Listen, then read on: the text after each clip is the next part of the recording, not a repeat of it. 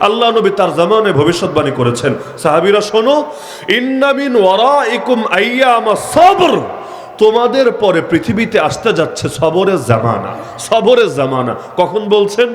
যেই সময় ইসলামের বিজয় হয়ে গিয়েছে, মুসলমানরা সুখে শান্তিতে থাকতে শুরু করেছে, আর কোনো হুমকি নাই, আর কোনো আতঙ্ক নাই, আলহামদুলিল্লাহ চতুর্দিক থেকে নিরাপত্তা তাদেরকে পেয়ে বসেছে। নবী ওই সময় বলছেন, ভেবো না চিরকাল এভাবেই চলবে, বরঞ্চ তোমাদের পরেই পৃথিবীতে সবরের জামানা আসতে যাচ্ছে। এমন সবর, আস-সাবিরু ফীহিন্না আলা দীনিহি কাল কাবিদি আলাল জামর, সেই সময়ে যারা নিজের দ্বীন এবং ঈমানের ব্যাপারে সবরের পরিচয় দেবে, তাদের উদাহরণ হবে ওই ব্যক্তির মতো যে নিজের হাতের মধ্যে জ্বলন্ত আগুন ধরে রেখেছে।